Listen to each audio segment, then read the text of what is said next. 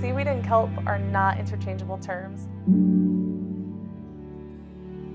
I don't know if you knew this, but like they're more closely related to us than a lot of trees. They're not very plant-like except for things that they swallowed in prehistoric times and incorporated into their bodies so they could have chlorophyll. And now they are like plants, but they are not plants. What?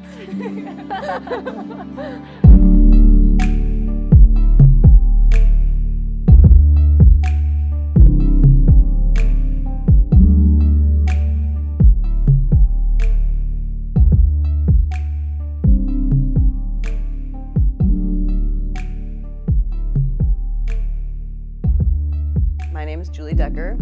I'm the Executive Director of the Alaska Fisheries Development Foundation, and we have been spearheading the Alaska Mariculture Initiative to help expedite the development of growing shellfish and seaweed in Alaska.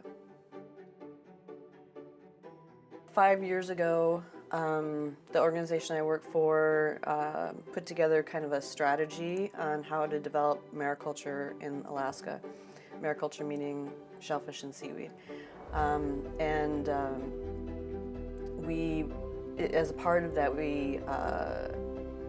the governor of Alaska at the time, Governor Walker, put together a mariculture task force, and part of the task force job was to create a comprehensive plan about how to grow this industry statewide. And the goal that came out of that planning was to grow a $100 million industry in 20 years. And that was finished in 2018. And the task force was extended, and the current governor, Governor Dunleavy, has supported its work as well. And now we're working toward implementation of the plan. And a part of the plan was helping to bring education and training to folks in coastal Alaska who are interested in this as a potential opportunity. Seaweed in particular fits really nicely with a lot of the existing seafood industry. You typically plant in the fall and harvest in the spring, which are kind of shoulder seasons for commercial fishermen, processing plants. And so it's a nice potential add-on. And plus we have the Alaska Seafood Marketing Institute that already has created this nice Alaska seafood brand known worldwide. It's something that could be sort of piggybacked onto. So we have a lot of assets in the state already that could be put to use in growing seaweed. I think that as far as the Alaskan product goes, or the Alaskan material goes, there is a really big opportunity for us to take these species that are really unique to this specific area and turn those into something that's a uniquely Alaskan product.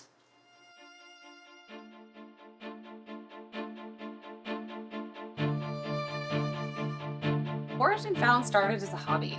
It was something that I came up to Alaska in 2016 to be a chef on yachts, and learned a lot about the protein that comes out of the ocean in the form of fish and shellfish and that sort of thing. And I became really curious about some of the other materials that were out there, because it seemed like no matter where you went in Alaska, the land and the sea were trying to feed you. And I learned a lot about a lot of the aquatic plants that grow wild in the area, and heard about kelp pickles and things that you could do with bull kelp, and sea asparagus was a new discovery that I loved. And so just my natural culinary creativity started to kind of take over and say, well, what could I do that could put this more unusual ingredient into food products that aren't necessarily so intimidating? And decided to sell some of them at the Blueberry Festival here in Ketchikan. And the response was overwhelming. The energy behind it that the town put towards the products that we had created was incredible. And my business brain kind of flipped on and said, hey, maybe this is a thing. Maybe this is an opportunity that isn't really being addressed in the market at all. So the first step for us always is get the kelp ready for the next step. So either that's freezing it for later, which we do for some of our salsa products, or it's getting it sliced up and soaked and ready to become a pickle or become salsa eventually as well, depending on what the production schedule is for that week. From there, it's just getting all of the other ingredients prepped, slicing and dicing, and getting all of our containers sanitized and ready to be filled.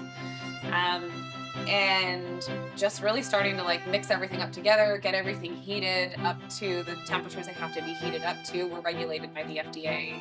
All of our process, the way that we make our products, the ingredients we put in our products, what kill steps we're putting in to kill bacteria and mold growth, all of that all gets filed with the FDA, it gets tested. We have to follow that process to the letter. So it really is just executing that process. It's not the same as being in a kitchen and being like a dash of this and a dash of that. It's like, no, everything gets weighed, everything gets triple checked, everything, has to go in, temperatures get recorded. It's a much more scientific process than you would think. So, we're in here in like lab coats, being little lab rats all the time, putting together these products. The creative aspect really is just in the new product development. After that, it's pretty militaristic, the way everything needs to go down.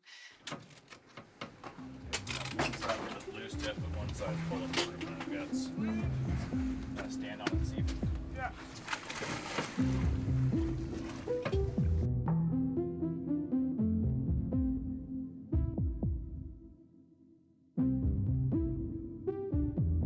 In 1901 to 1905-ish, there was this amazing effort, I consider it amazing, with the time frame of people going from the tip of the Aleutian chain in Alaska all the way down to the border with Mexico on ships, literally making new maps and outlining where every single kelp bed was.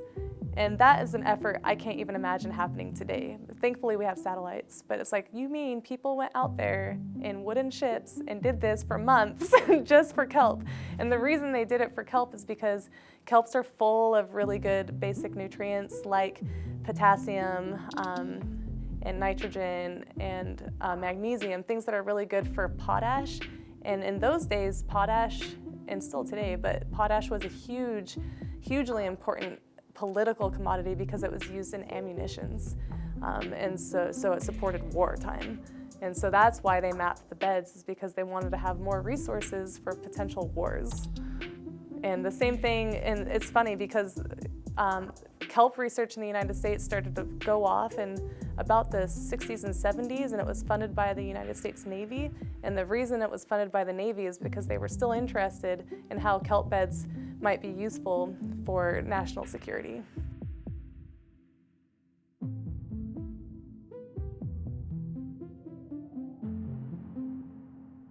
We started growing kelps primarily to feed the world, and that includes both humans and animals. And that's where we're still focusing on, is to try to introduce the American market primarily to this new form of food, and trying to help develop pathways in which that new food item is used, like what kind of products, what kind of dishes. That's where we are right now. We're also selling to some fertilizer companies where they can break down that kelp tissue and use either the basic building blocks like carbon and nitrogen and phosphorus, or the hormones of that kelp to help induce growth in other plants.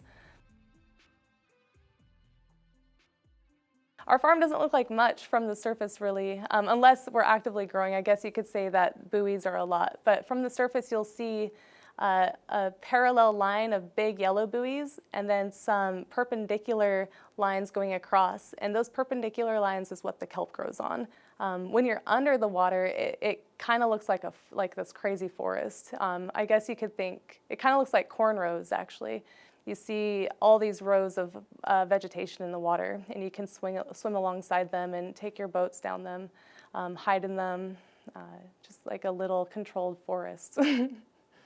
Alaska, in my opinion, is the most optimal place in the United States to grow seaweeds. And that's primarily because of the complexity of the coastline. It's this beautiful archipelago that has I'm thinking southeast, I don't know the whole state, but it has about 30,000 kilometers of shoreline with variable habitat and water flow. And so you can grow almost any seaweed that you can find locally at a commercial scale. You just have to choose the right spot for it. And so I do know that because of the environmental benefits for seaweeds around here, it is an attractive new economy.